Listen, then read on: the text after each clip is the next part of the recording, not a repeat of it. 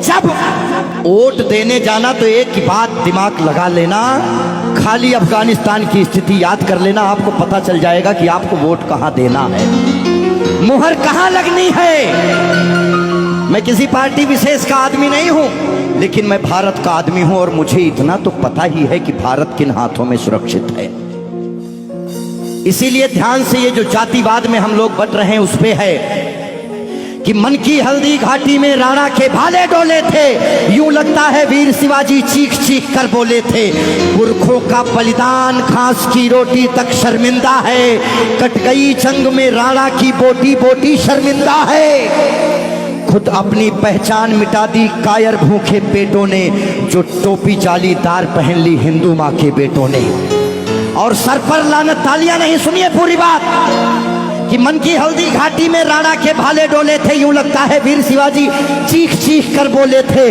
पुरखों का बलिदान घास की रोटी भी शर्मिंदा है, कट गई जंग में राणा की बोटी बोटी शर्मिंदा है। खुद अपनी पहचान मिटा दी कायर भूखे पेटों ने, जो टोपी जालीदार पहन ली हिंदू माँ के बेटों ने।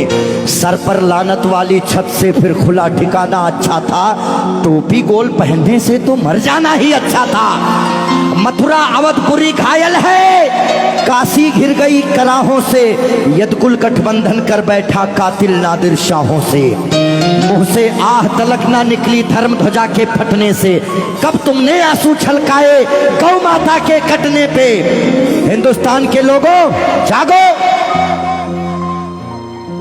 कब तुमने आंसू छलकाए गौ माता के कटने पे। जागे नहीं अगर आज हम, तो ये प्रश्न पीढ़ियां पूछेंगी। हमारे पास दो ही ऑप्शन है, या तो हम अपनी आने वाली पीढ़ियों के लिए चेतावनी बन जाए या मिसाल बन जाए।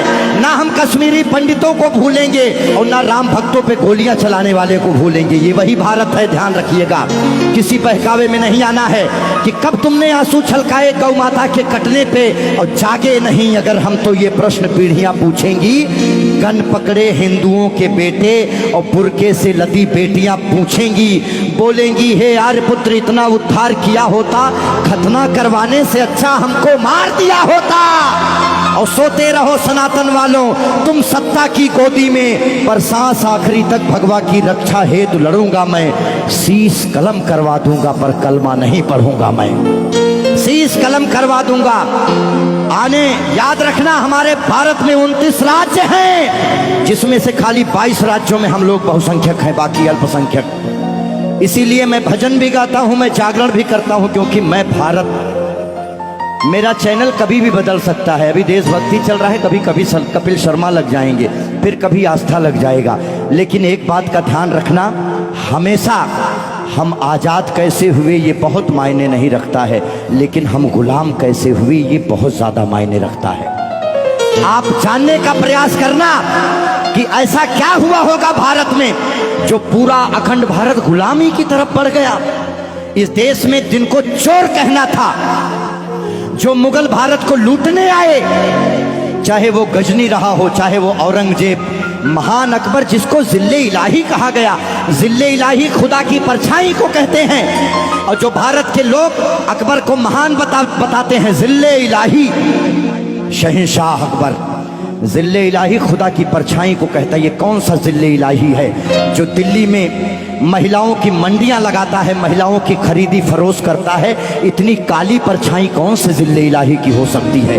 इसीलिए आप अपने हीरोज, अपने बच्चों को बताओ कि ये देश भगत सिंह की वजह से, ये देश जियो तिवारी जनेऊधारी, चंद्रशेखर आजाद, ये देश मंगल पांडे, बुंदेले हर बोलों के मुंह हमने सुनी कहानी थी और खूब लड़ी मर्दानी वो तो। हमारे यहाँ महिलाएं घूंघट करती हैं क्योंकि यहाँ लुटेरे आए भारत में, लूटे, डोलियां लूटे, महिलाओं के साथ दुराचार किए, जिसकी वजह से उन्हें पर्दे में रखा जाने लगा। भारत के लोगों, 2022 का चुनाव आपके सर पे है। मोहर लगाने से पहले सोच लेना कि भारत वाकई में किन हाथों में महफूज है। बाकी आगे आपकी मर्जी। बोलिए भारत माता की।